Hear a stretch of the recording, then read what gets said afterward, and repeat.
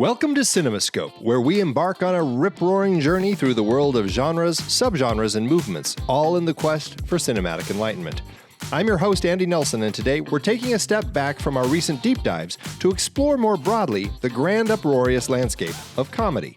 From slapstick to genre-bending masterpieces, we'll trace the evolution of this laughter-inducing genre, uncovering how it has entertained and served as a powerful tool for social commentary, while also delivering plenty of fart jokes. So grab your popcorn, loosen your belt, and get ready for a side-splitting ride through some of the most iconic films in cinematic history. Let's discover why comedy remains an essential and enduring force in the world of cinema. Joining me today, I have screenwriter, Emmy-nominated producer, and podcast host, Adam Tex Davis. Adam, welcome to the show. Hey, nice to be here. Thank you for having me. I am thrilled to have you to talk about, in this conversation, kind of like this macroscopic view of just the comedy genre as a whole, which is, might be a very big conversation, but we're going to try keeping it pretty tight and just talk about kind of its evolution and, what works at one point in time suddenly isn't working later. And so we're going to kind of just talk through some movies and just get a sense of why comedy in so many different forms and subgenres really works for all of us. I guess to kick things off, I'd just love to hear from you as far as like you and comedy. I mean, obviously you have a film that has been released that's out there that is in the comedy genre. And I think it's just one of those genres that's universally appealing, but I'd just love to hear your thoughts on comedy and why comedy is something that's important to you. Sure. Well, the film in question, I guess, Just Friends, which to your point about things, I find now Just Friends keeps getting on these lists of films that aged badly or aged poorly. Things that were okay to do in a film that came out in 2005. Now, some, people are having issues with. And look, as the writer, I look back and I say, okay, yeah, maybe there's some stuff I would have done a little differently. But at the same time, also the characters who use the words that people don't like, they're not the good guys. They're not the ones we're rooting for. So, And also, people talk a certain way. I have two brothers calling each other, names. That's what people did, especially growing up in the 80s, 90s. Sometimes you do have to look at films through the lens of time and say, okay, what was okay then? But some things are just universally like, whoa, there's some stuff you find in the old movies that's crazy. Like, I can't believe they did it even back then. Yeah, true. For me, comedy has always been sort of a go-to thing. The biggest problem or the biggest thing I had to overcome is I found that I was funnier in real life than my writing. So my writing had to catch up to me, and a kid in film school even said that to me. He watched one of my short films and he said, I got to say, you're so funny in real life, but like your films aren't as funny as you are. And, at first I was just like, oh, that is such a dagger. But then I was like, let me think about that. And I realized I was trying too hard to do what I thought other people would think is funny. And it had to be more organic. And then, for me, I'm the guy, five of us go out at night and a story happens, something happens. I'm the one that recounts the story and I embellish it. I add jokes. I make it funnier. And so I realized that's kind of going to be my style of comedy. Let me take things that are real, things that happen, things that were said, and build the comedy out of that. And that's where most successful for me, Just Friends came from an actual true life thing. I was in the friend zone for 2 years with this girl. I was like, I can't be the only one. So I started writing a movie based on that, and the kernel of truth grew into this funny story. And, obviously Hollywood comes along and it's like, it changes the character that was me into Ryan Reynolds. We're not very similar, but I made him fat in the beginning, and so he was in the friend zone, and it was more true to life that way. But of course, I still get people like, oh, I can't believe that fat suit, and so I get they're fat shaming. I'm like, I'm fat. I wasn't whatever. So it's right. Anyway, the point is, comedy was always my go-to thing, and then I just if you can write funny, you can make money in this business. And, there's a lot of scripts out there, and a lot of them that are said to be comedy are just not funny. So if you can write jokes that people actually laugh at, that sets you apart. Yeah, yeah. It's definitely a skill. And I think, it speaks to the old adage, dying is easy, comedy is hard, right? Like, I mean, I think Right. that kind of like fits into that whole thing. But I think it is such an interesting genre because, I mean, it is universally appealing. I mean, it's something that everybody enjoys, and it's not like cinema invented it. Obviously comedy has been around for a long time before this. And I think, just as far as like humans go, like, we need something to help relieve stress. I mean, it's a great stress reliever, right? There's this sense of shared humanity, especially when you're in a situation and everybody can connect through it and laugh. And I think that it can also be used as a coping mechanism. And so you look at all these different reasons that comedy exists, and I think that can help people it can help us understand like why it's a story that we want to tell, because we know that there's an audience that wants to laugh with us, right? I mean, Right. That's part of the whole thing. Well, it's like Sullivan's Travels, right? It's like he makes comedy, but he feels it's a lower art form. He wants to do something real. So he goes on the road, and it isn't until he discovers all the convicts laughing and realizes, comedy does have an importance in life, and people need to laugh. Right. He goes to a movie theater and sees everybody laughing, and it's like, so it renews his love of comedy. And the thing with comedy also is, though, it's such a broad term. In fact, the word broad, I mean, there's broad comedy is a type of comedy, and then there's dialogue driven, there's sight gags, there's so there's so many different types of comedy. To me, comedy and horror are the two genres where you say it, but what do you mean? Like, there's so many subsets within those genres. Horror, it's like, is it a slasher? Is it a monster? Is it just dreadful? Is it a real situation? And then comedy, same thing. Yeah. Is it broad? Is it slapstick? Is it, character based? Romantic, screwball. Yeah, exactly. Yeah. Yeah. And I love the Coen brothers so much because they're so good at mixing all the different types. It feels real, yet at the same time, there's all kinds of crazy screwball stuff going on. So, yeah, right. Well, and, I mean, you mentioned Sullivan's Travels and kind of just like, and then just all the way up to things like Just Friends and stuff. I mean, obviously comedy reflects society and societal changes over time. And I think part of the point of this conversation is just to kind of look at how it evolved. This, we should just say, we're never going to be able to touch all of it, right? I mean, there's so many different avenues that comedy takes, not just in Hollywood, but around the world. And it's hard to ever touch on all of them. So we're just going to kind of do a broad swath of a lot of these different things just to kind of talk about it. But I guess as we start kind of looking at some of these films, I'm just curious, like, and you've said some of your points, but as far as like, what makes comedy such an important genre to really kind of study and talk about? I mean, look, it's funny, even looking at my own Just Friends, like the true incident, the thing that happened was painful. Like, I was with this girl and it stunk. She had a boyfriend that was much older, and I thought for sure she was going to dump this guy and go out with me. We're in college. I'm with her all the time. We sleep in the same bed as friends. We do everything as friends. I meet her parents. They love me. I'm like, okay, I'm the vice president. The president is the boyfriend. He's going to be impeached soon. I'm going to take office. It's going to be great. And it never happened. And it was painful. So why did I decide, like, when I'm going to write this story, did I decide, it's got to be a comedy? Because comedy gets you through the pain. Laughing is the best medicine, as they say. It really is an important thing, being able to laugh. Also, it's a character thing. Like, if you can laugh at yourself, like, you're a better person if you can laugh at yourself. If you can understand what's funny about what you do, it helps you relate to people better.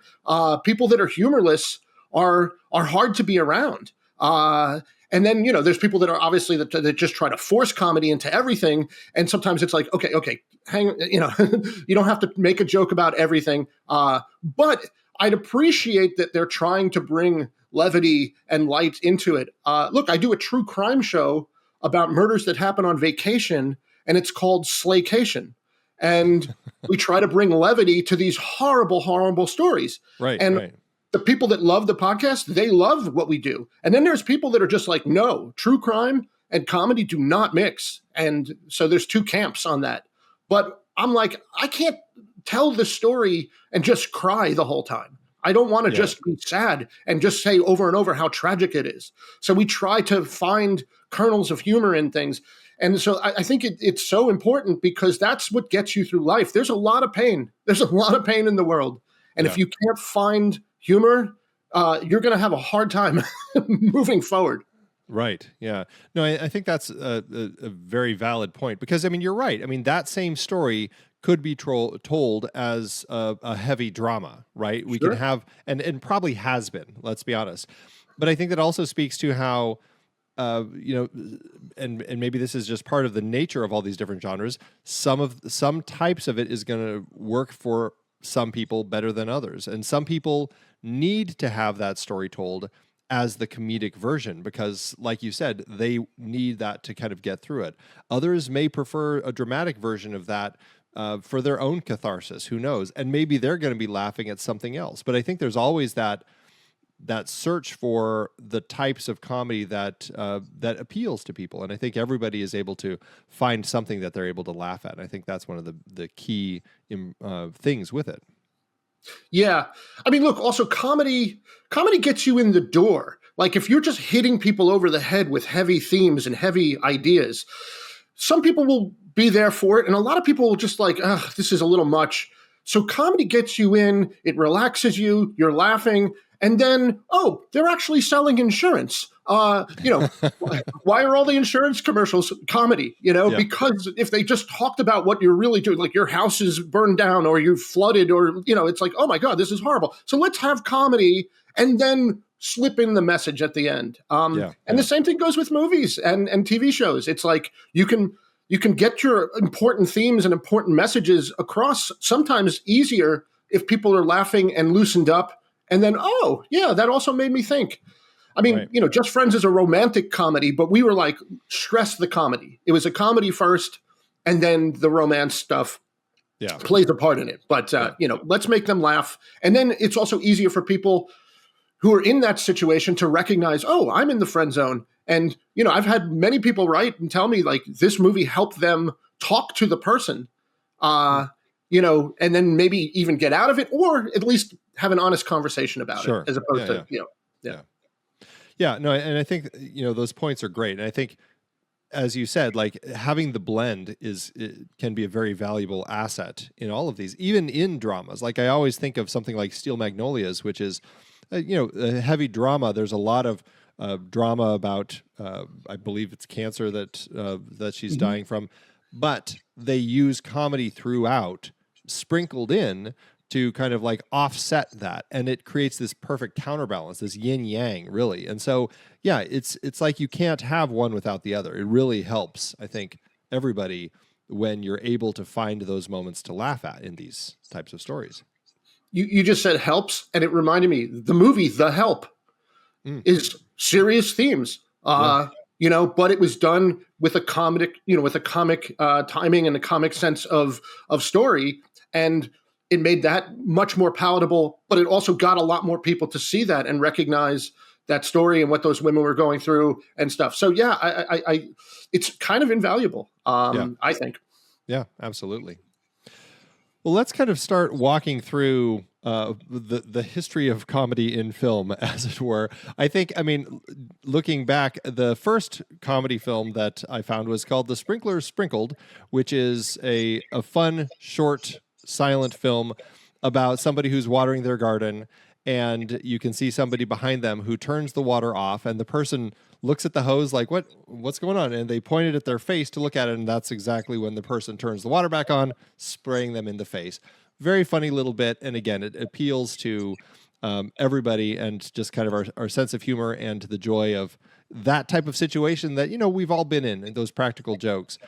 And I think when you start looking at, especially knowing that cinema started silent and we had a good number of decades where it was just silent, like you really start seeing like the birth of comedy in in film really boils down to kind of the physical comedy and the slapstick. And I think starting with that one, and then we start seeing the rise of people like Charlie Chaplin, Buster Keaton, Harold Lloyd. I feel like this is really, I guess a big contribution to the early success of comedy as we're getting this type of humor. I mean, is there other elements or other things that you think is making it so key at this particular point in time? Well, the good thing about like the silent comedies is, there's a universalness to it. It doesn't matter what language you speak. It doesn't matter, like, if you turn, there's no sound. It doesn't matter if you can read the title cards. None of that's that important. Can you follow the story and can you laugh at the gags? Yeah. And these guys were such masters at that. It didn't matter. I mean, I know you had the general on your list. Right. I mean, forgotten in the whole thing is Buster Keaton was actually fighting for the wrong side. He's helping the South win, and then the Union are the bad guys in the movie. But it's just so well done, and you see his predicament and the sight gags in that movie. The things they're able to do with him on a train, one of the most dangerous stunts I've ever seen, where he takes the railroad tie and throws it and knocks the other tie off the track so it doesn't derail the train. And if he gets it wrong, if it bounces the wrong way, it could hit him. The train could hit the thing. There was so much danger involved, and it's done for real. But the thing about those movies, is just how universal it is. It doesn't matter your age. It doesn't matter your experience. Like, you can watch the movie and for the most part get the comedy and find the funny without having to have, understand the language or anything. And look, we sometimes say that even, today, like, you're making a comedy. It's like, hey, if you turn the sound off and couldn't hear what they're saying, is it still going to be, can you follow the story? Can you, will it still be funny? Will it still make sense? Obviously you'll lose plot details and stuff. Our movies are so intricate with the talking, but, for the most part, like, if you have a big gag scene, can you turn off the, like in Just Friends, we have this big sequence with the ice hockey and a gurney going down a hill and stuff. You could turn the sound off and it'll still be funny. Yeah. Because it's the director, Roger Crumble, did a great job on that sequence, but yeah, I think, the silent movies, like, these guys were masters of just being funny, using the tools of film, of this new medium. Yeah, and and we are going to be kind of loosely talking about a bunch of films as we kind of go through this discussion, and the general is where we're kind of kicking things off.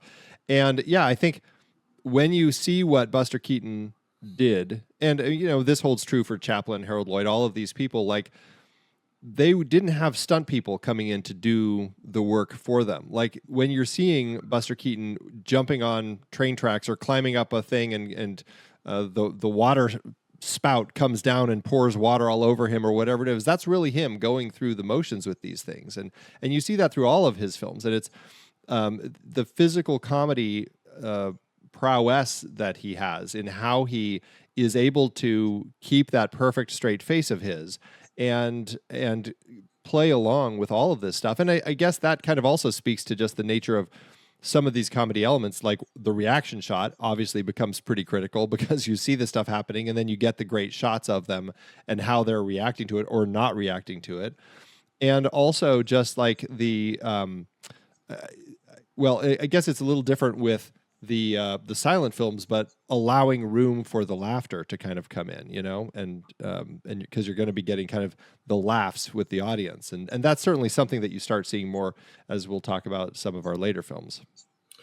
Yeah, the other thing I would say too is the technical prowess of the crew and the way they're able to film these things, like tracking shots as Buster Keaton runs from the engine all the way back down to the caboose, and the camera stays with him as he runs the entire length of the train, jumping from car to car, and then comes running back all in one shot. I mean, it's exhausting to watch it, and it's like, how did they film this, and how many takes did it take? And the general also, can't stress it enough. You got to watch this movie if you haven't seen it. But it also had the most expensive stunt of all time, where a train goes across a trellis, and they blow up the trellis and the whole train and everything, and it's all done real. There's not a lick of effects or anything, and they blew up a train trellis and destroyed a train. And I think that actually was, didn't work out so great for them at the time. I think it kind of tanked the studio. The movie didn't make enough money to pay for all that. He was in jail, director jail for a little while after that. But it's, thank God he did it, because it's legendary. Oh yeah, no, it's stunning the work that he does. I'm always blown away when I watch anything with Buster Keaton. Like he's just so physical and is able to kind of just deliver so perfectly, and again with such that stone face that he has, and it's just it plays so well. And it's interesting, like with a comedian like him, and this certainly I suppose could be part of our conversation, but just like the evolution of film led to sound, obviously, as we know, and it did make it harder for comedians like him. I mean, he did keep working, but his peak was really in the silent era, and people were less interested in watching Buster Keaton when they also were like, well, are we going to hear him talk? Like that became an element. Yeah, and that's why the brilliance of Chaplin was able to continue to make great movies, even talkies. The Great Dictator might be his best movie. Sure.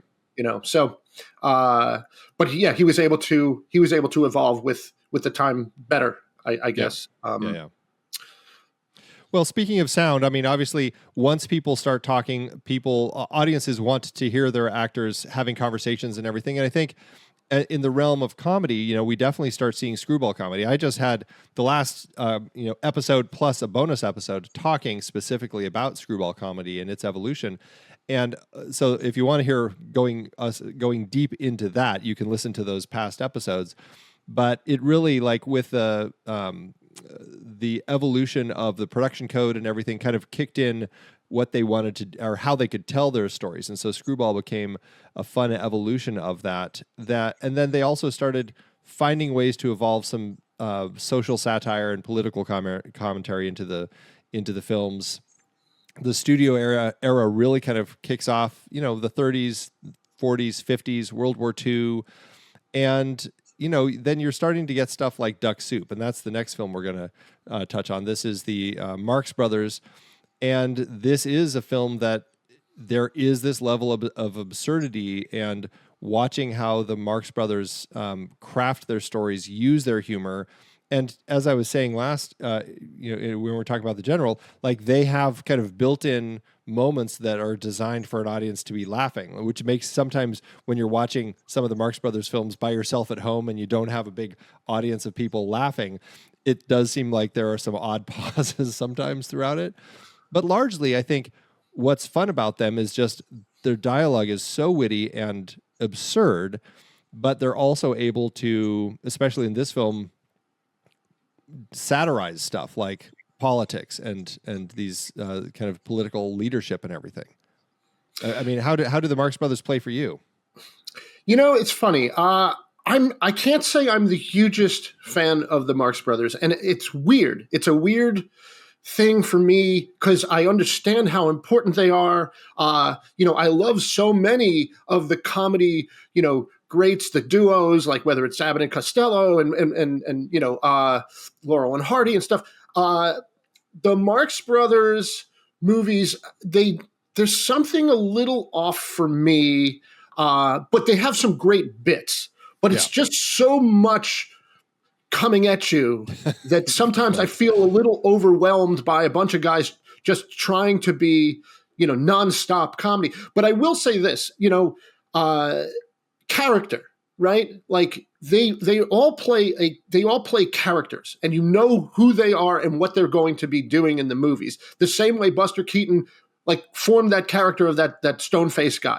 The way Charlie Chaplin was the little tramp character. Like, as much as they were great, doing, the gags and all that stuff and how funny it is, it also really works because of the character that they've created. And so, even though now the Marx Brothers are talking but Groucho's the constant one-liners. What is it? Harpo doesn't speak. Who's the one that doesn't speak? Is it Harpo? Yeah, it's Harpo. Okay, and he's making sound effects, he's got horns and stuff, and then they each have their own role that they play.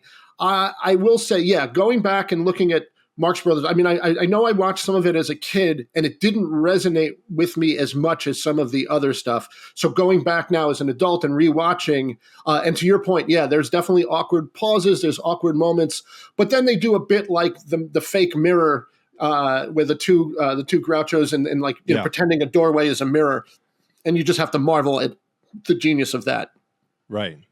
Yeah, and you know, I suppose I'm there with you as far as like the Marx Brothers. It's like I prefer something like Laurel and Hardy over the Marx Brothers, but I do enjoy watching the Marx Brothers and seeing what they're doing. And as you said, there are some just like perfect comedy bits that you're getting in their films, and it's and that makes it fun for me to watch. And you know, to be fair, I've also never had a chance to see one of the Marx Brothers films in an auditorium full of people, you know, and so that's something that I definitely would love to do it at some point, just to really kind of see how it feels as far as the different tone when I'm with an audience of people who are all there laughing and enjoying themselves. Right, but it would be an audience of today's people, so who knows how they would react? You know? Yeah, exactly. It'd be different. Right. Yeah. But I do think that what I do enjoy about them is that they were finding ways to start bringing in some of that social satire and everything, and that's, you know, as we kind of watch how comedy evolves, I think we start seeing more and more of that. And I mean, you already brought up The Great Dictator, and you can see how these comedians are using opportunities in comedy to find ways to laugh at some of these situations. And I think from The Great Dictator, and then you could kind of almost trace a path of making fun of Hitler and Nazis all the way to like Mel Brooks and what he's doing with the producers.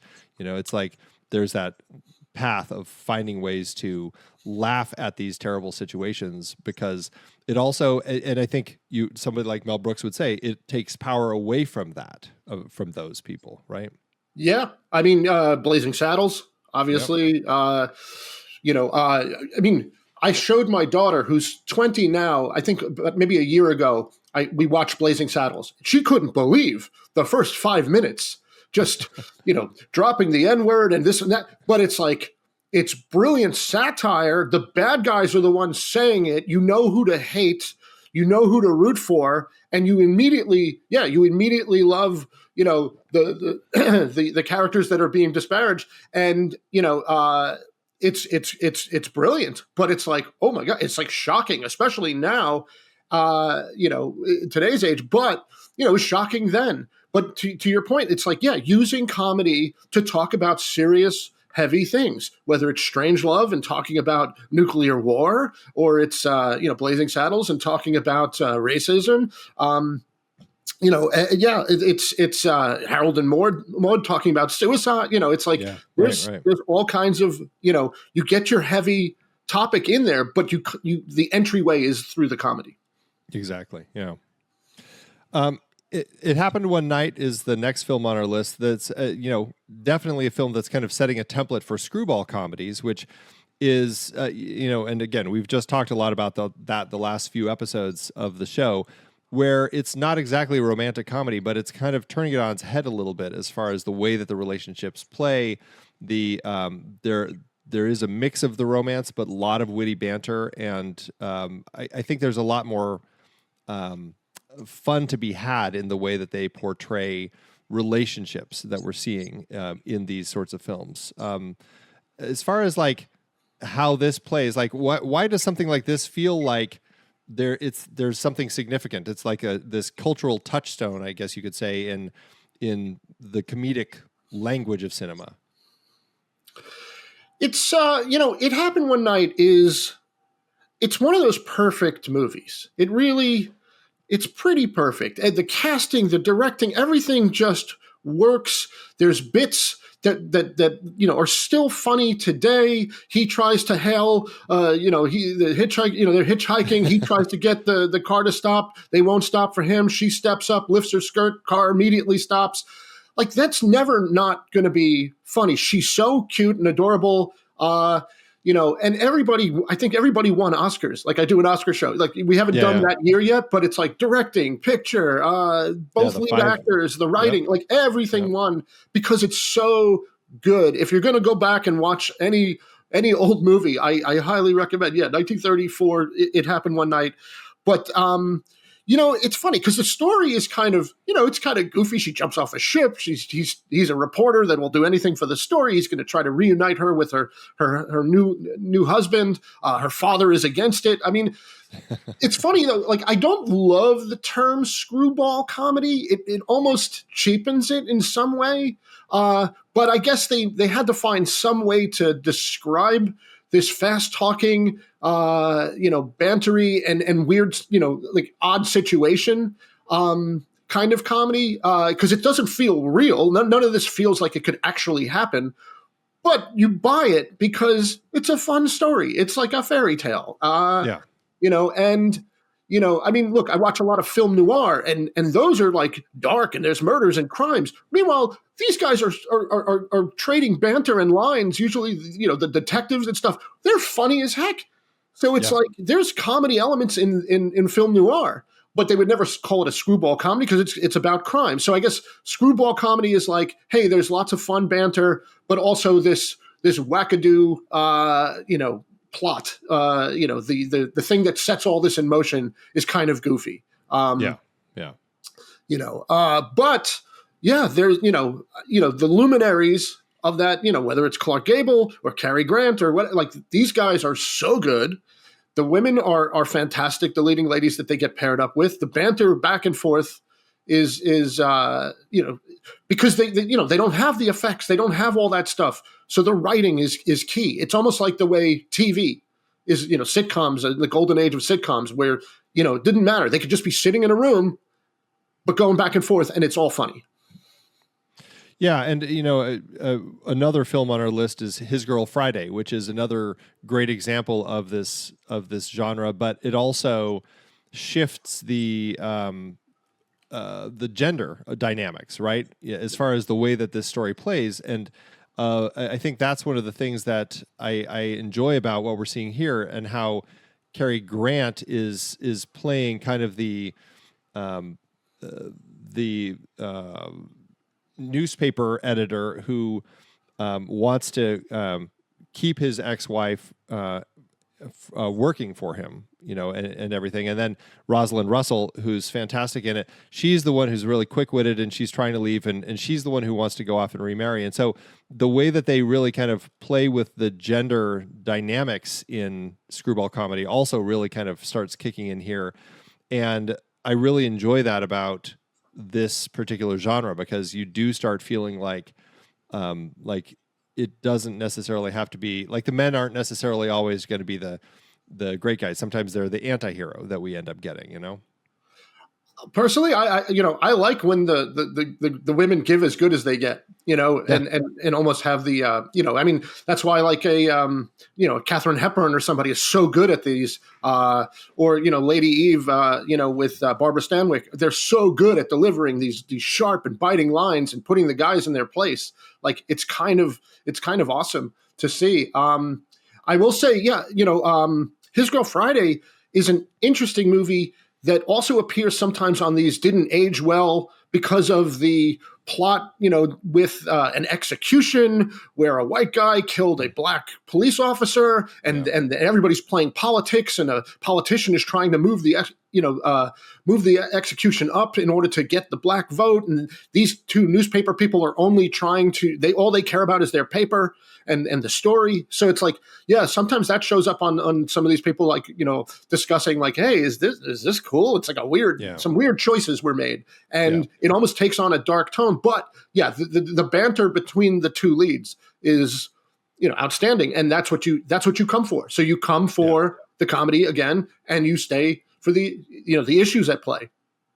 Yeah, that's a good point. And we'll definitely be looking at that as we kind of work through our conversation, because we are going to see that often throughout a number of these films, where there are elements that you might say make this a film that requires you to think about, okay, it was made at this particular period of time, as opposed to saying, it's universally appealing and it's appealing for all time, and there's it's fine to watch whenever because it will always work. And I think there are these situations where we will be coming up against films that you have to say, yes, but it was made in 1940. So you've got to keep that in mind and put those glasses on when you're watching it to keep yourself from being too offended by particular things that happen in it. Yeah, for sure. Yeah. I mean, there's, again, like I said, there's sometimes where I'll see something and I'm like, that was never cool. Yeah. And then Oh, sometimes sure. I'm like, that's a product of the time. And, Yeah. you're making a movie for your time.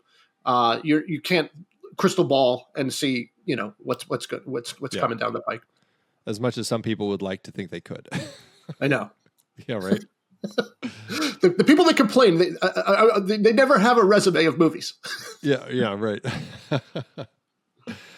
We jumped over Charlie Chaplin, but I did want to go back to him because we had Modern Times on our list. This is from 1936. And what I enjoy about Charlie Chaplin in this film is he does a good job of working to still kind of create it like it's a silent film, at least as far as his character goes, but allowing it to still be a sound film. And you have the bosses and everything coming up on the videos and everything, or the big monitor screens and talking and everything. And what I really enjoy about what he does here is, especially coming post Great Depression, is looking at industrialization and where are we going with all of this, and like some great slapstick humor throughout the film, but also this commentary that I think he does really well in blending his humor with some smart observations about society at the time, and potentially, obviously with this film, potentially where it's going to be going. And I think that's just very smart, and the way that Chaplin would tell his stories. Yeah, I mean, the genius of Chaplin is, it's like, this thing is coming. It's not going back. Technology and machinery and industrialization, that's coming. And like, the most famous scene from that movie is where he goes into the machine and gets caught in the gears and is traveling around inside the machine. And it's literally saying, like, if you don't go with it, you're going to get eaten by this. But he finds a way through it and gets out and eventually, wins over, and adapts to it. It's great commentary. And it's like, look, this thing is scary, but it's also funny. And let's use humor to ease people into this thing. Cause I'm sure a lot of people were like, oh my goodness, life is changing. It's too fast. It's, what's coming, people are very hesitant to change. Yeah. So, yeah. Speaking of, commentary, the next film that we're looking at in the 50s, Some Like It Hot from 1959, just a fantastic, I mean, this is one of those comedies that I don't know, I feel does kind of work regardless of when you watch it. There's just some fantastic comedy with it as far as the gender bending that we have here with Jack Lemmon and Tony Curtis having to disguise themselves as women to join this band troupe that as they're escaping from the mafia after witnessing them gunning down a bunch of people. And so now they're on the run, dressed as women, playing in a band, and hanging out with Marilyn Monroe. It's a really fun film. And then the way that you see Tony Curtis playing his character that he invents of himself to fall for, or to kind of woo Marilyn, and how she ends up kind of falling for him because he just has such a hard time he just doesn't feel anything when he gets kissed or anything like that. It's hilarious. And then of course Jack Lemmon ends up in one of the funniest situations that definitely felt like is pushing boundaries. And you could say even by today's standards, some people would argue it's pushing boundaries as far as this other guy falling for him as a woman, even when he realizes that he's a man at the end. He's like, nobody's perfect. And I think that's the kind of the genius of the film. It's witty, it's dynamic, and I felt like this was kind of also starting to set new standards for where comedy was going to go from here. Yeah, well, Billy Wilder is just a genius. It's funny. That movie has, such a legacy. It's one of those, if you're doing a timeline, you can't leave this movie off of your comedy timeline. It's both of the time and ahead of ahead of its time. So, which is probably why it works so well today still. Yeah. Now, granted, you still have to buy like, do they really look like women, and are they Yeah, I really know. convincing everybody, and like really nobody changes? It's like okay, Yeah. but you go with it, and the actors are so good. I mean, that's the thing. It wouldn't work unless you had people of Jack Lemmon's caliber, in that movie. Is great. And the what is it, millionaire that falls in love with him. And yeah, to your point, the ending, like it's like, oh wait, you don't see it coming. Yeah. And, that's the other thing is just the surprises. In comedy especially, you can lead everybody in one direction and then wildly veer and take everybody by surprise. Comedy is one of the few genres where you can really do that and get the big laugh or whatever. Yeah, right. And I think that the farcical nature of some of that, I think, also plays pretty well as far as this. In our last conversation about screwball comedy, we talked about how there are screwball elements in this, but it's not necessarily a screwball comedy. There's romantic comedy, there's farce, there's a lot of different types of humor that we're starting to see here. And, I don't know if this necessarily is representing like what we're seeing post World War II as far as like a start of a shift of types of comedies. But I think definitely it's pushing into a direction, because by the time we now get into like the 60s and 70s, we really start seeing a rise in darker comedies, much more satirical sorts of films. Counterculture is on the rise and everything. And do you get a sense of other factors that are kind of contributing to the trend as we start seeing that shift going into the 60s and 70s? Well, with Billy Wilder in particular, director of Some Like It Hot, I mean, he came from noir. So it's like he was, that's the thing about Some Like It Hot, too. There's danger at every turn. The danger from the mobsters that are after them, the danger of them being caught and found out by the women that they're hiding amongst, the danger of the guys, the guy that's now pursuing Jack Lemmon. Like, there's danger at every turn. So there's elements of like the film noir, but it's in such a goofy package of, or I should say goofy. It's in a funny package that you're like, the danger doesn't feel as real. You kind of know they're going to get away with it, but stepping over from dark film noir, Double Indemnity, and other movies to this, it's like it's a progression. And then I guess again, comedy is the perfect package for dealing with darker things. So not every comedy had dark themes, but as we get into the age of nuclear bombs and certain other elements, it's like let's use comedy to shine a light on those things. It's tough to say like whether a dark, there is the dark humor, dark comedy, but I wouldn't necessarily say, like Some Like It Hot, I wouldn't say is a dark comedy. I wouldn't say, even Strangelove, it's got, elements of some dark stuff, but it's, it is a, I don't know, how would you describe Strangelove? It's kind of encompasses everything. Yeah, I mean, it definitely feels like there's some political satire that we have going on with the portrayal of the president and his staff, and in this particular situation. And I guess maybe not dark comedy, black comedy. I mean, I guess now I'm questioning, like, is there a difference between dark comedy and black comedy? Because I do think there's some black comedy in the film, as we have some of these crazy situations that are happening, and just the way that they're addressing the potential of nuclear warfare and to a certain extent, kind of the absurdity of these sorts of conversations when it comes to nuclear warfare, because of, and that's like 60s version of nuclear warfare. Like today's version of nuclear warfare is much more like full annihilation type of story, as opposed to then, where it's just not quite as, I mean, it certainly is traumatic and devastating as we did see, but the nuclear bombs weren't nearly as devastating as we have today. And so I think still, when you see that film, there is a kind of a dark tone to the comedy when we're looking at all of these nuclear bombs and the potential of like the doomsday device and what could potentially happen if we end up going down a dark road like that.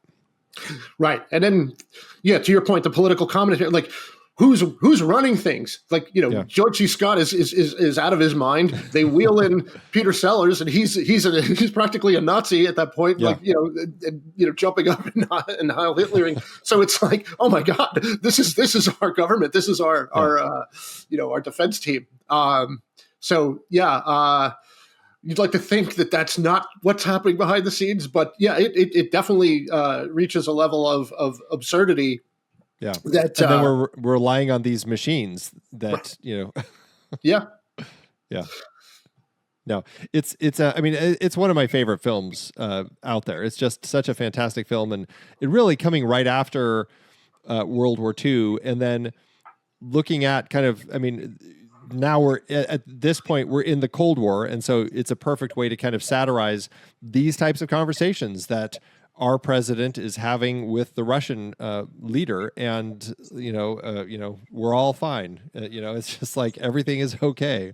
And I think that it allows, especially when you have Peter Sellers playing multiple roles in the film, it does bring that level of absurdity to it that allows it to tackle a more serious story, but doing it in a way that allows us to just kind of laugh at how absurd it is, relying on a doomsday device in the first place.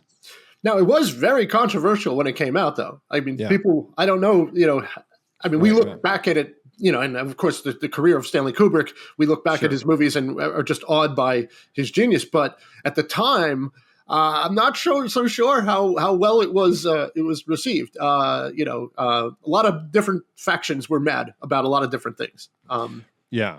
Sure. I mean, it still did get some Oscar nominations. So in some circles, it was still viewed as it's okay. But yeah, I think you're right. I think there were people who were like, should we be laughing at this sort of stuff? And right.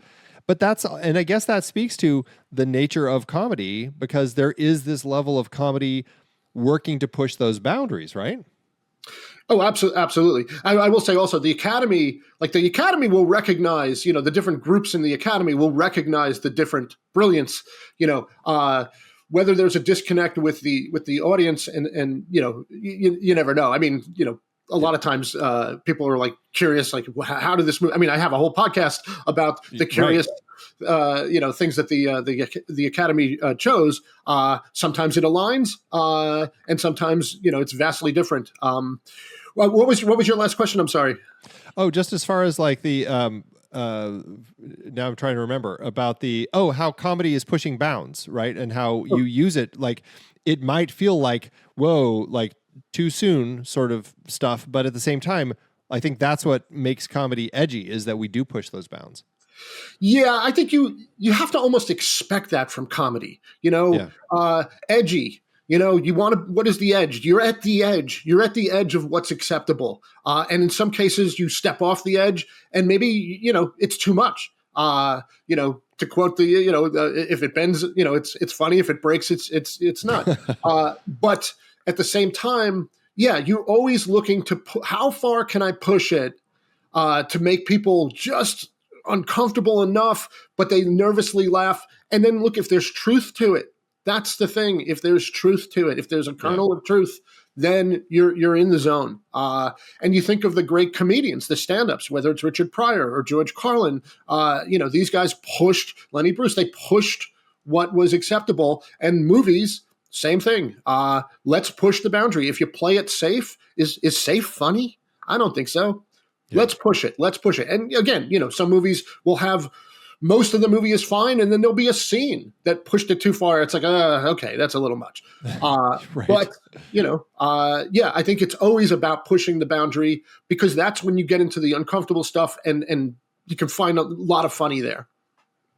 Yeah, and it's sometimes it is hard to know where that line is, and we can probably. There are plenty of films that are examples, as you said, where there's a lot of stuff that works, and then there's the one that's like, ooh, okay, wasn't quite expecting that one, and then the rest of it is fine, but it does happen, and I think that's that line that we're all watching for, or just internally just kind of sensing. It's like, I don't even know how you even figure out where that line is, right? It's just especially as a writer, you're probably having to like test things out to figure out, is that too far? Is it far enough? Am I bending it or am I breaking it by joking that way? That's why they have test screenings. That's why, they like, they'll executives will take a script and they'll be like, just read this. I'm not going to say anything, but tell me, if anything stands out. And then, somebody might write back, yeah, that scene. But also everything is taste too.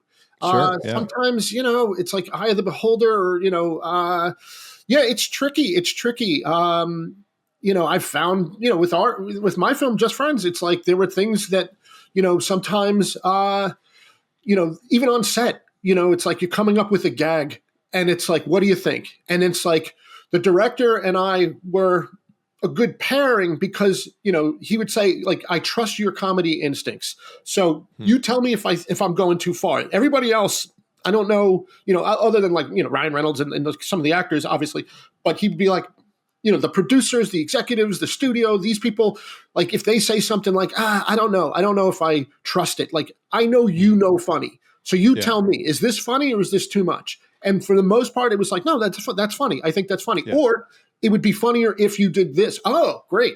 Or, you know what? That might be too much. It might be too much at this point. It feels too like we're forcing an extra joke on top of a joke. It's like, let's back off. Yeah. But yeah, they do test screenings all the time, and they count the laughs and whatever. There's a famous scene, I guess. What was it?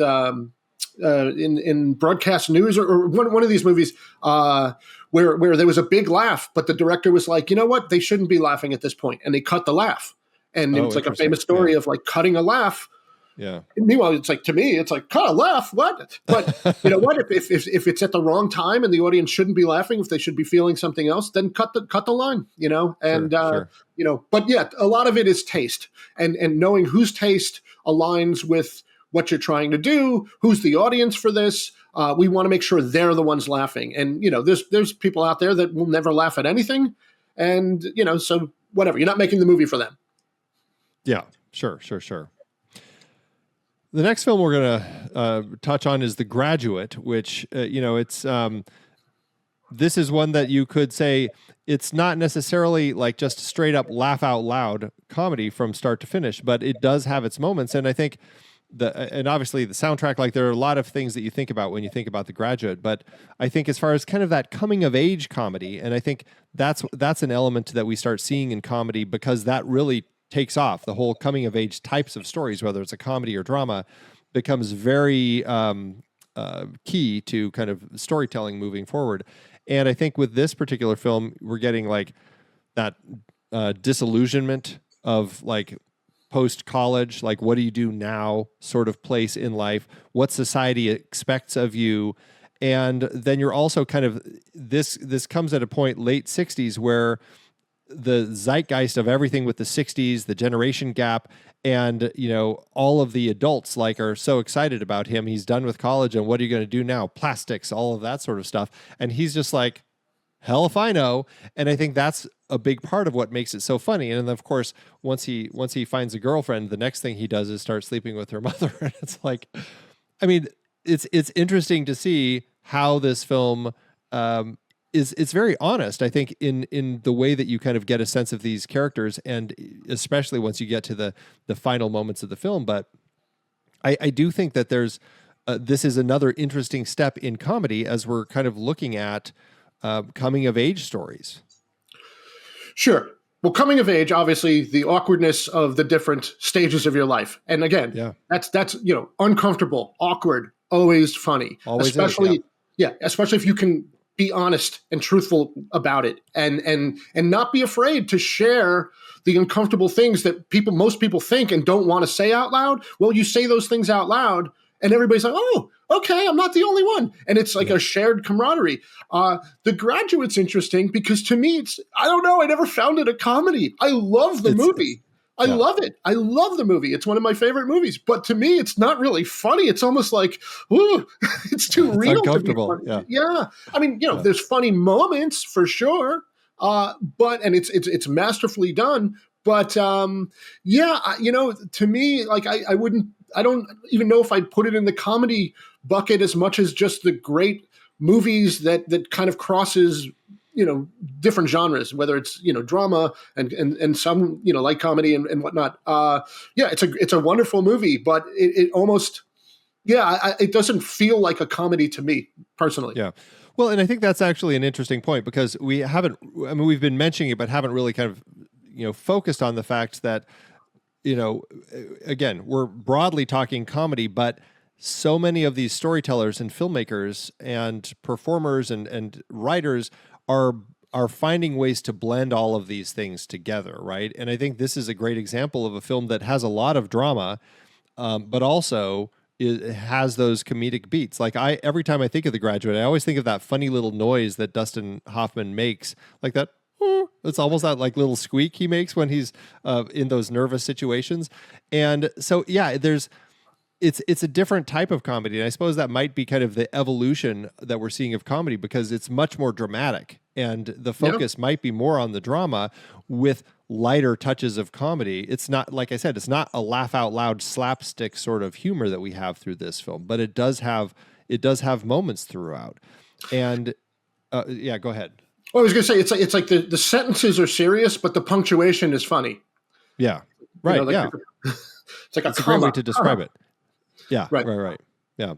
And it's, I think interestingly, it pairs with the next film on the list, which is Harold and Maude from 1971, Hal Ashby's film, which, you already brought up. It's very quirky in the way that we have this unconventional love story between this young teen who is obsessed with death and doing all of these, fake suicides to kind of, torment his mother, who just she's like, oh, Harold, just kind of dismisses it, which is so funny. But then he meets Maude, this older woman, fantastic Ruth Gordon, and falls for her. But largely it's because of this craziness that she has, this joie de vivre that is very offbeat and something he's never seen before. And so I think, it's interesting, like talking about The Graduate and then Harold and Maude, you can really see kind of this evolution in the types of themes that we start getting in some of these comedies that are coming out of the 60s and 70s. So we were talking earlier, like dark comedy. Okay. Yeah. Dark comedy. Harold and Maude fits.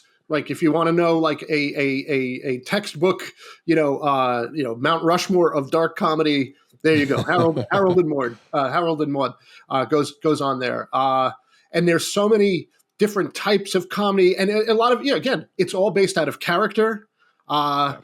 He's such a well-defined character. She's such a well-defined character. It's both like kind of weirds you out, but also you care about them so much. And the Cat Stevens soundtrack ties it all together beautifully. So yeah, it's a perfect little movie, but it totally encapsulates the dark comedy, the idea of dark comedy, and definitely is pushing boundaries, making you uncomfortable, but never so far that you're like, turn it off, Right. Yeah. No, there's something unconventional about that element of the story, and watching Harold find his own way to enjoy life again through everything going on with Maude and her eventual death and everything, and really kind of getting this sense of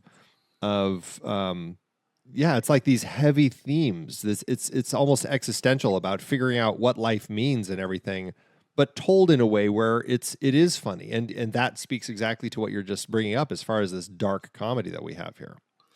I mean, death is interesting, but death is inevitable. Death is real, and when death becomes real, it's like, it's not as romanticized as you thought, And when you care about the person who dies, like, it's eye opening. It's a beautiful movie. Yeah.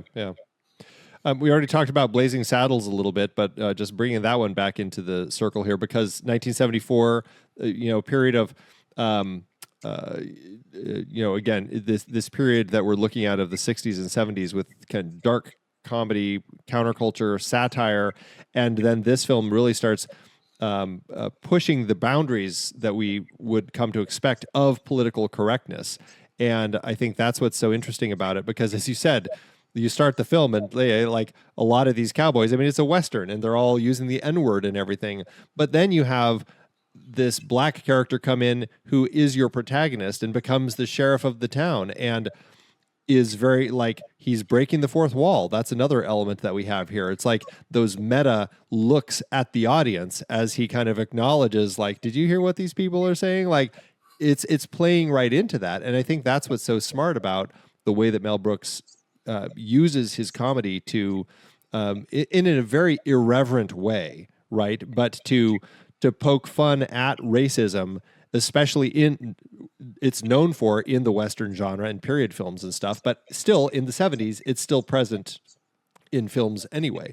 And so seeing what Mel Brooks does, I think is confronting and challenging a lot of the stereotypes. Yeah, well, present in films and also present in life, unfortunately. Yeah. But, bringing in Richard Pryor as a writer on the movie and like saying, let's not hold back.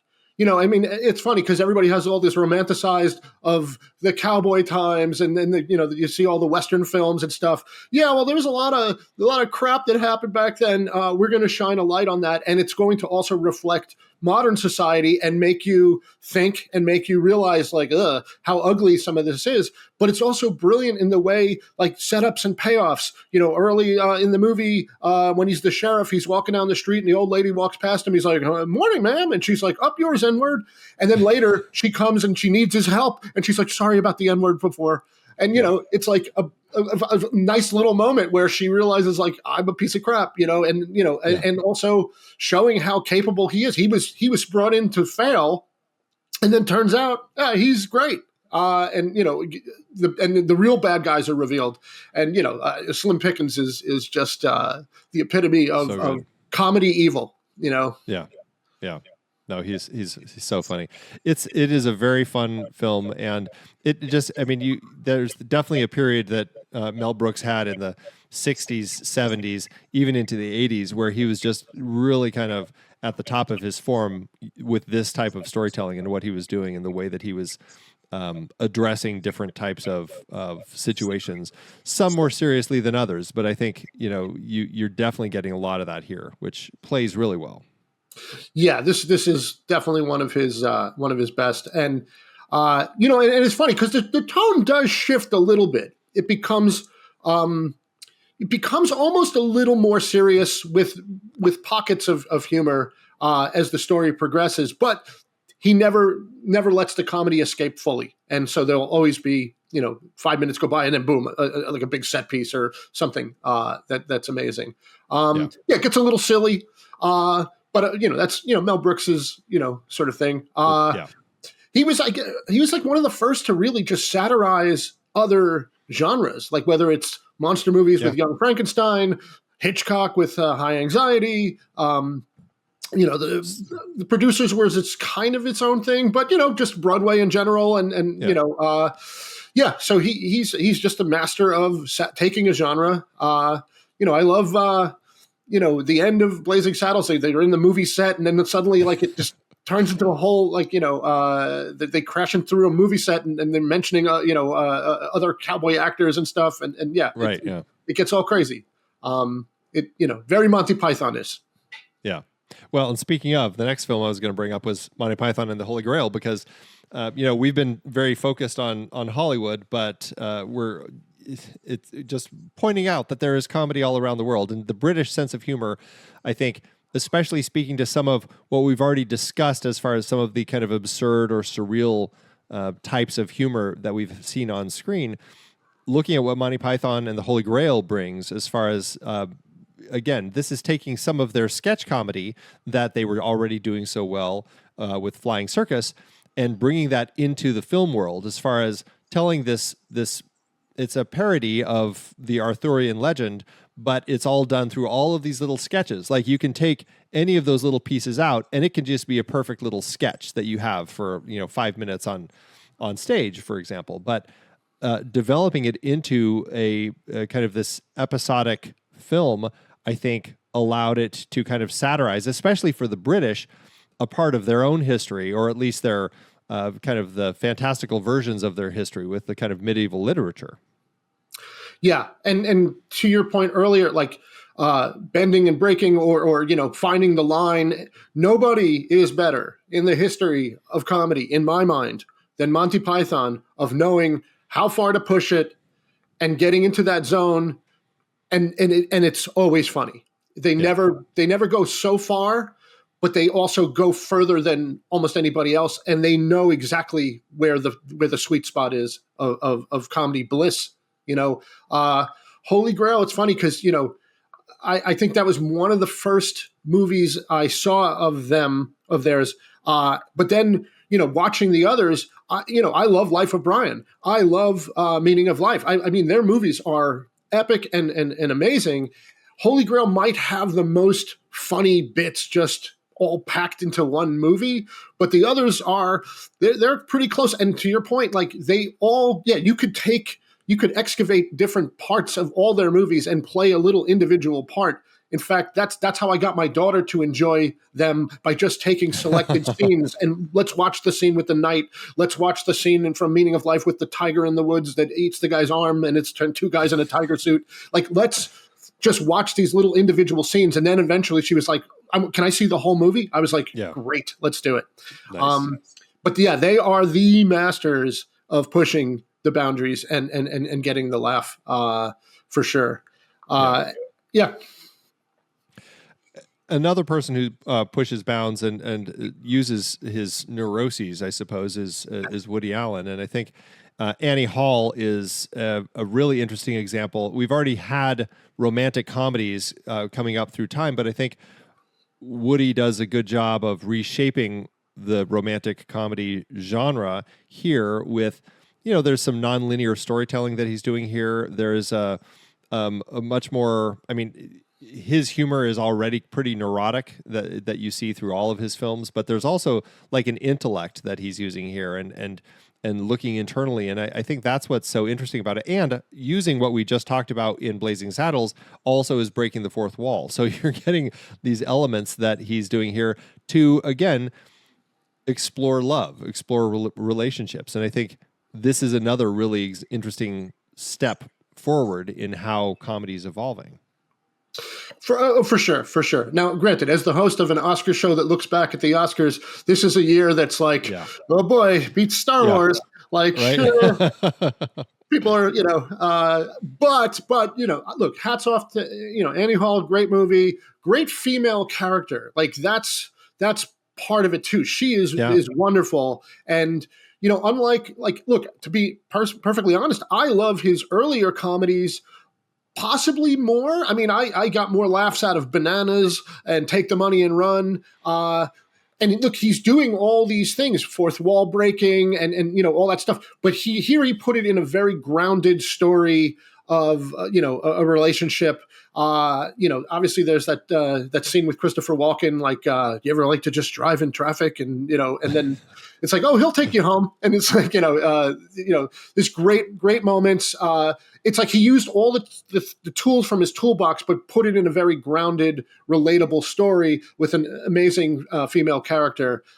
So everything came together. And Annie Hall is probably his masterwork. But on a pure comedy level, I think I like some of the earlier stuff better, but I find it funnier. But Annie Hall, you can't argue with it unless you're going for an Oscar, and then maybe you can argue and say, right, in that case.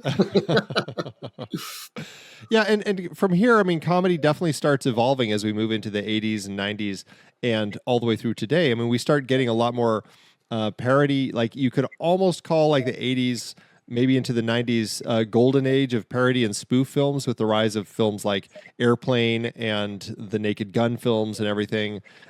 We're certainly also getting a lot of the gross out comedies and stuff like Animal House, maybe kind of the start of stuff like that. And then you kind of get into some stuff all the way up through things like There's Something About Mary, where there's some pretty raunchy stuff that we're getting in them, which is, I suppose, reflecting changing in audiences' tastes and attitudes of society, but also, as we've been talking about, pushing those bounds, right? what's the next thing that what's the next taboo that we can break? Right.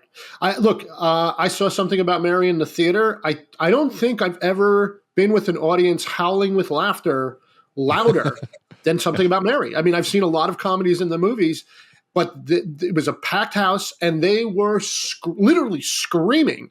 And, when her hair is sticking up and we know why, they are screaming, oh my God, oh my God. They can't believe it when they showed the zipper, and they held off on showing the zipper for a while. Until they do. Yeah. And then they do, and you just hear the gasping and the screaming. I think I saw popcorn go up in the air, like somebody threw their popcorn. I mean, it was an amazing experience, and you saw like the power of great set pieces, but it's also characters that you care about, and bad guy that you can root against, and you're like, no, get away from him, be with him, and it's a beautifully perfect movie. I mean, and I know Roger Kumble, the director of Just Friends, he knew the Farrelly brothers, and he was emulating them in a lot of his own work, and he was just like, that movie was the perfect evolution to this kind of gross out but sweet and sentimental. It had heart. It kind of had everything. I mean, it's kind of a perfect movie. Something About Mary. But to your point, yeah, the satire movies, the Zucker brothers and Abrams, the Airplane and Top Secret, I loved.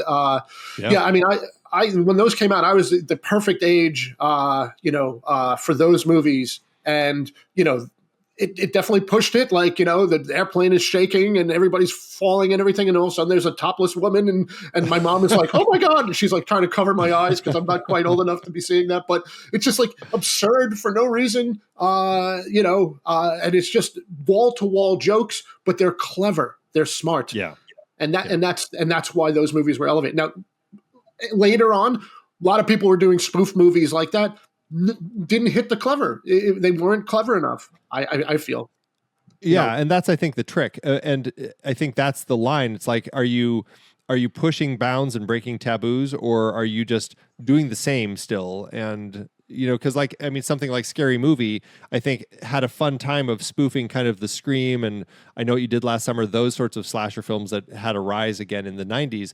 But then by the time you're getting Scary Movie 2 and all the rest of them, it's like, they're now just feeling like they're just playing the same old jokes by that point, Yeah. And I mean, look, some of them stand out. Like I loved Not Another Teen Movie was really good, but then there was like superhero movie and something else movie. And then this, it wore itself out and went away. But yeah, like Top Secret works so well because it's really faithful to like those espionage spy movies of the past, but throwing in amazing sight gags that are so well thought out and quotable lines. I know a little German, and he's sitting over there, and Billy Barty right over there. Right?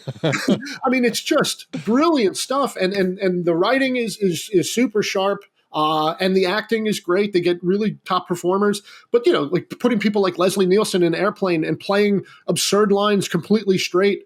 Amazing, So, yeah, I mean, it was definitely, the comedy seemed to shift and like, let's take things. I mean, I don't know if you ever did you ever see the actual disaster movie that Airplane is based on? No. And that's funny that you ask because because I know Dr. Strangelove also was like Failsafe. It was like a comedy version of Failsafe. So I've seen Failsafe, but I haven't seen the version of whatever it was that Airplane was spoofing. Yeah, I think I want to say like it's called like The 0 Hour or something along those lines. But here's the funny thing is, if you watch that movie, it's like literally beat for beat. Like everything that happens in Airplane happens in that movie. But they just put jokes in there that are just brilliant. We got to get these people to a hospital. What is it? It's a large white building with beds and patients, but it's not important right now. It's not important right now. Amazing. Like the writing is so sharp. And yeah, so I mean, look, and we're looking at our evolution of character and writing is the key to comedy.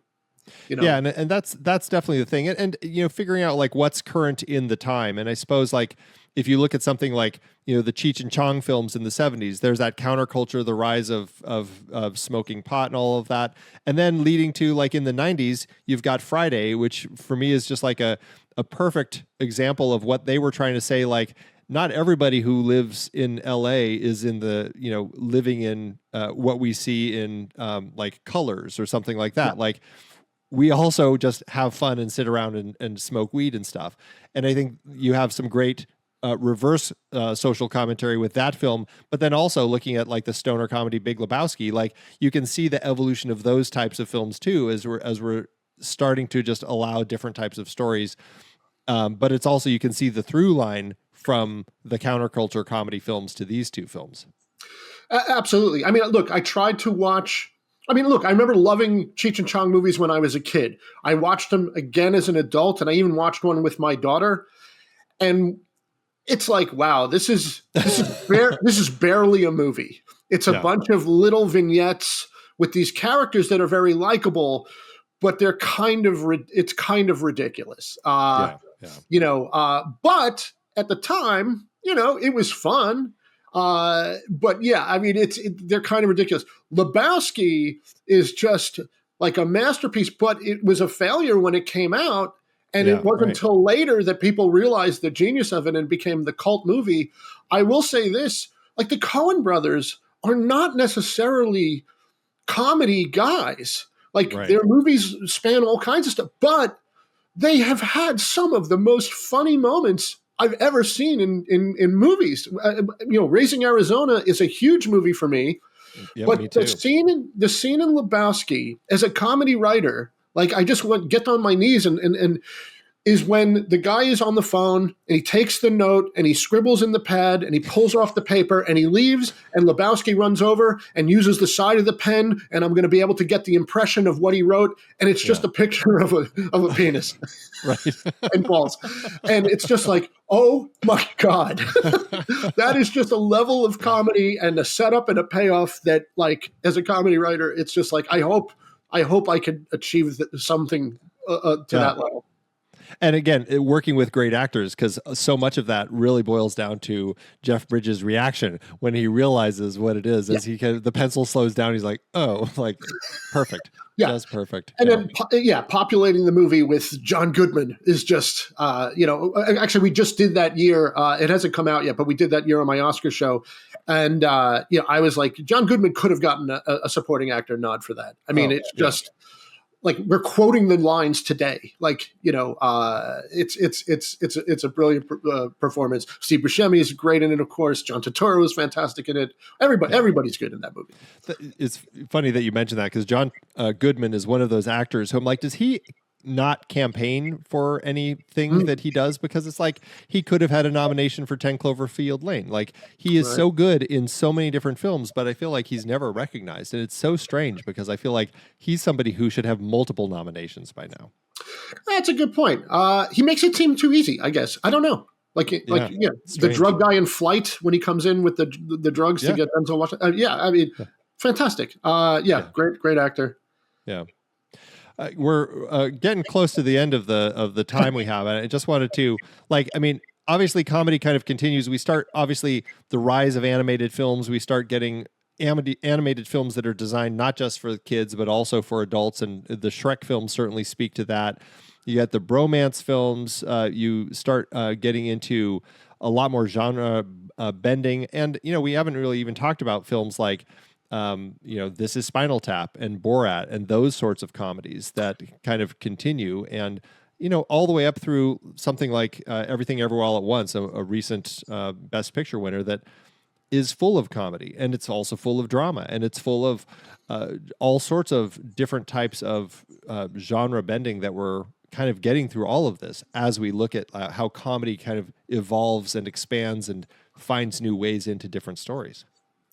Yeah, I mean, look, Spinal Tap, Borat, the sort of the mockumentary, like let's pretend it's real, and that's a great way of getting comedy and mining comedy by Spinal Tap. It's like heavy metal music, and the rock and roll scene is so absurd.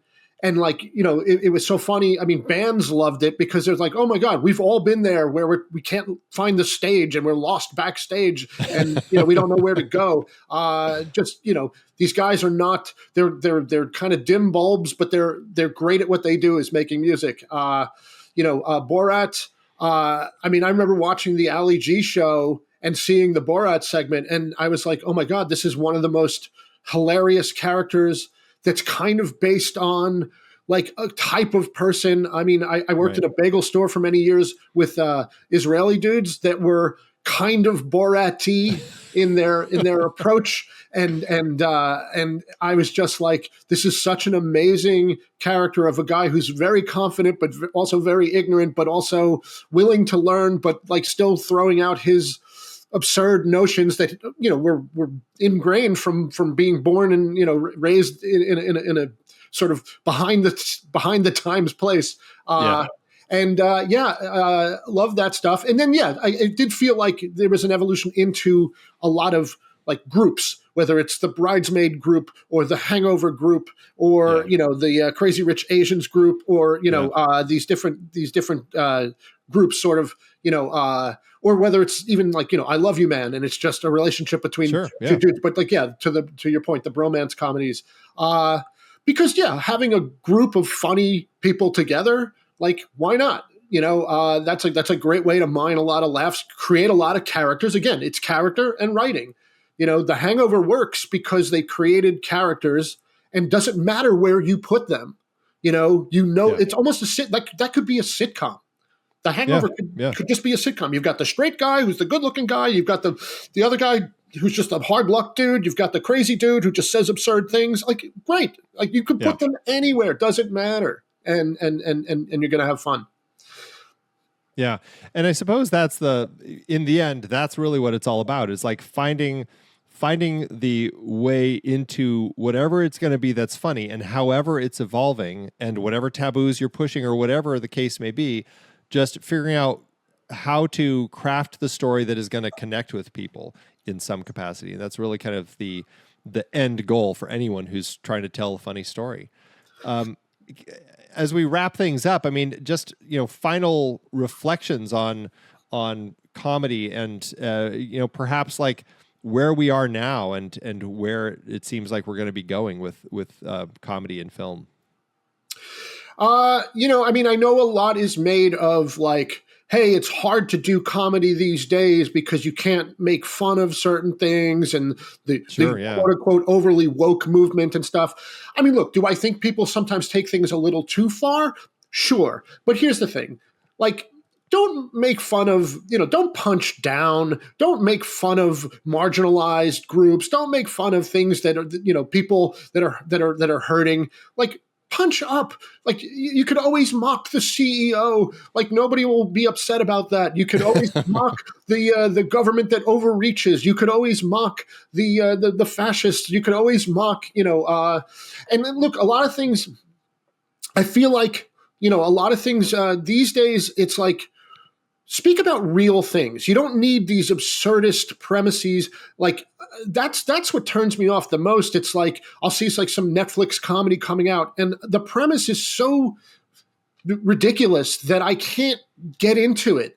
Like, I don't even want to start it. Like, give me a simple story that's real, and then populate it with great characters and have great writing. And it doesn't have to be so fantastical. You know, finding, you know, guys and girls, you know, like the meet cute and like they don't like each other and then they fall in love by the end, will always work as long as it's clever enough and you just find, you know, a good pairing of actors and you know, strong writing, simple story, you know, and don't punch down. Yeah, have the jokes be about the situations, the absurdity. There's believe me, there's plenty of absurdity in life to make fun of and to shine a light on. Indeed. Very true. It's a great way to wrap things up here. Tex, thanks again so much for being here, talking with me about comedy today. Really appreciate it. My pleasure. My pleasure. I hope I was able to shine a light and help out. Yeah, no, I mean, it's a fun thing to talk about. It's comedy, after all. Yeah. You know? You're doing several podcasts. You have a bunch of things that you're up to. Do you want to real quick plug all the stuff that you're working on? Sure. So right now, the Oscar show, which I've mentioned, it's called The Oscars. What were they thinking? And we look back at the Oscars of the past and we use the test of time to see what they maybe got right, what they got wrong, the flubs, the snubs, the oversights, you know, and just look, it's all subjective, of course. You know, a movie doesn't score a late inning run and win the game, but you know, there are like weird anomalies and some winners that you scratch your head, some people and things that were nominated that really, and some things that weren't and left off the list. And you're like, how did that happen? So we talk about it's me and my partner is on the show is Bruce Valanche, the famous comedy writer who also wrote for the Oscars for 25 plus years. So he's got tons of behind the scenes stories. He was there for a lot of these Oscars and putting the words in the mouths of Billy Crystal and Robin Williams and Steve Martin and Whoopi Goldberg and all these people. But yeah, he's really good at trying to break down what were they thinking. Here's why Psycho didn't get nominated. Here's why this did get nominated. And I'm more of the, what were they thinking? Like how could this be? Like I'm your average film goer. And it's like, I think Back to the Future should have won. Screw Out of Africa. So there's that podcast. If you're a true crime fan, like I said, we do Slaycation, which is murders and mysterious deaths and disappearances on vacation. Which is very fun because my wife and my business partner, they research the case and they tell it to me. I don't know anything about it. So I play a proxy for the listener and we break down those cases. And then I have a couple of educational podcasts. The one Who Smarted is for kids, 6 to 10. But again, using comedy to get kids in the door to then learn about topics that they should know about, whether it's the human body, the ocean, deep space, their favorite foods, their favorite animals. And every episode is different. They're 15 minutes long. Parents and kids love them. And again, fantastic. Very filled with comedy. Yeah, I love it. Well, we'll have links for everything in the show notes, so you can all check those out and see what Tex is up to. So again, thank you so much. I appreciate you being here. My pleasure. Next month, we'll be taking a break, but don't worry, we'll be back soon enough with more great conversations about film genres, subgenres, and movements. Until then, thank you for joining us on CinemaScope, part of the True Story FM Entertainment Podcast Network. Music by Orcus, Randy Sharp, and Simo. Find us and the entire Next Reel family of film podcasts at truestory.fm. Follow us on social media at The Next Reel, and please rate and review us if your podcast app allows. As we part ways, remember, your cinematic journey never ends. Stay curious. Mahoma.